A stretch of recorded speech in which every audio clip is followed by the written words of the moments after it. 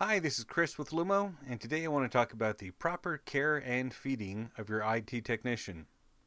These are things that IT technicians probably won't tell you to your face, but secretly, we really need you to do these things.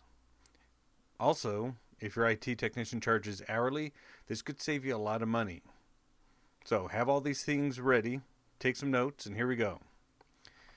First thing, know your passwords. Some people think that it's really difficult to try to remember all your passwords, but the trick is you don't need to remember them. You just need to have them recorded somewhere. So if you look on Amazon, I see this a lot, and this works fine. Just get yourself a couple notebooks. Use them for passwords. Even if you just have one notebook, it doesn't really matter. Just know where it is and write all of your passwords down. They can be as complicated and as long as you want to make them. But this makes it super easy to look it up because we're going to need passwords in order to fix your computer, your network, whatever's going wrong. And for $5.98, especially if you have Amazon Prime, because then it's just a little bit of tax, you don't pay shipping, um, you have a hack proof password note. Really, it's hack proof because it's paper. The only way someone's going to get a hold of it is if you leave it somewhere or if they break into your house and take it. And if they break into your house, you got bigger problems than your passwords being stolen. Another way to do it is to use software. I recommend 1Password. That's because you can keep 1Password on your computer. It's really easy to enter all of your complicated passwords. It'll fill in the passwords for you in your web browser, so you don't need to memorize them and you don't have to have Google remember them for you, even though I think Google Chrome is a pretty good way to remember passwords, but also because there's a phone app that goes with it. Because if your computer's having trouble and you have your passwords stored in your computer and we can't get to your passwords because they're encrypted with 1Password, so even if a hacker gets in, they're not going to get them. But with the phone app, you have a second place that you store your passwords. And also, if you're on the go, basically nobody forgets their phone. You might forget your password book, but 1Password for $2.99 a month, that's a really great way to keep them handy. A lot of people store passwords on their computer, but like I said, if your password's stored on your computer and we can't get on your computer because we need the password, that doesn't do any good. So don't store your password just in a spreadsheet or something like that on your computer. It doesn't do any good and we'll be lost. We're going to have to reset all of your passwords, or we're just going to have to reinstall Windows and all those passwords are gone anyways. So don't store them directly on your computer. Like I said, with a phone app, even if your computer's down, you'll still be able to get to your passwords. And for $2.99 a month, that's cheap. That's really inexpensive. Have your Wi-Fi password handy. Some people leave the default Wi-Fi password, which is okay for in most circumstances. But if you end up changing that password or adding on a guest network, so you want to change them both, have it handy. We have generally your IT technician is going to have a way to get on the internet, but it's usually just going to be a hotspot on their phone. But if you're in a location where you don't get great phone signal, we're going to need to use your Wi-Fi. So have your Wi-Fi password handy. Error information means tell us what you see, what's going on, write down any messages that pop up on your computer. If you just tell us that your computer's haunted, which happens, uh, we got to start from scratch. We have no idea where to begin. So take some notes, and especially take notes of when the error happened. So if it happened on Tuesday at 1:35 p.m., take a note of that because we can go into your error logs to get more information so long as we know when it happened. Otherwise, we're kind of hunting and searching to try to figure it out. If you can get to your phone quick enough and you get a screen like this, it's extremely helpful if you take a picture so you can show us later. because maybe this only happens once in a great while, but you're tired of it, which is why you're getting it repaired. But if you take a picture of it, then that gives us a ton of information so we can see what's going on. If you've made any changes, you added a printer, you removed a printer, you added a Wi-Fi access point, you changed your router, any of that stuff's going to be helpful as well. Because if it happened on Tuesday, but you just recently changed something on Monday, then we can kind of narrow it down to where the culprit is. And be honest. If you were surfing a site that you would rather not tell anybody else, you can tell us. We kind of need to know. Or if you forgot your password, you changed your password, you downloaded some software that you think might be the culprit, but you're embarrassed to tell us about it, then it's going to take us a lot longer to figure out what's going on.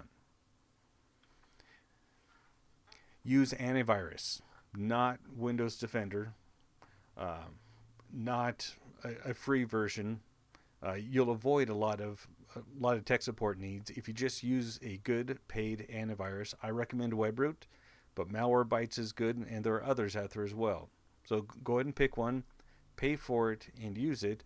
And not only will that cut down on the number of calls that you have to make to us and the amount of money you have to spend for support, but it'll tell us, hey, they've got a great antivirus, so this probably isn't a virus.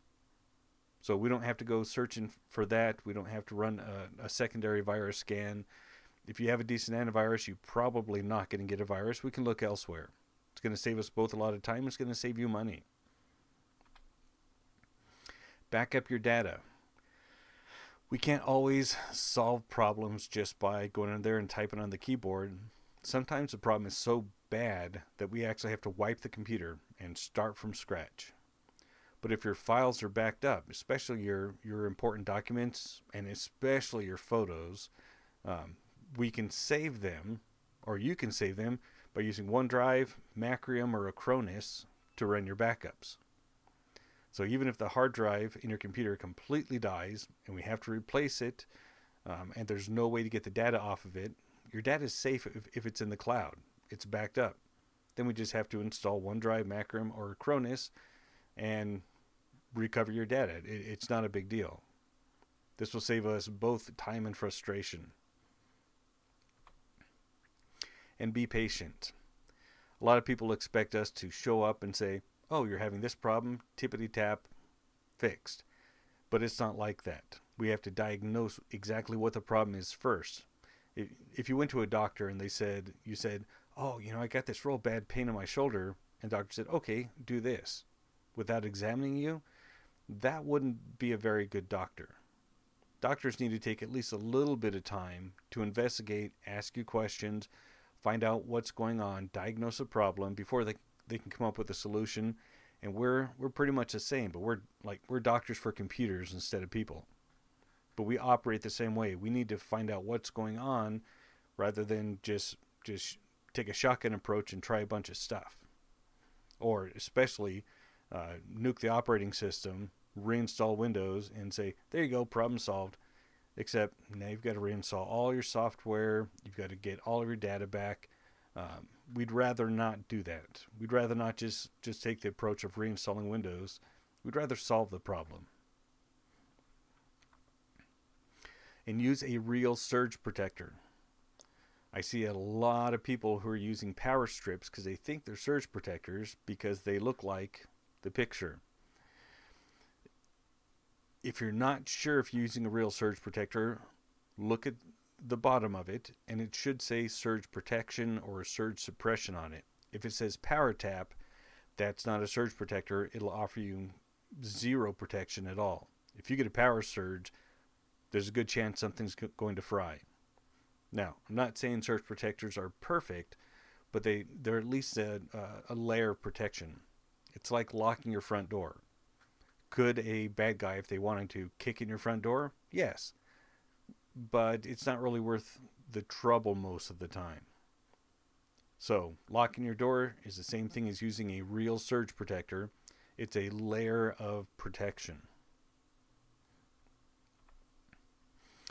Learn what phishing emails are.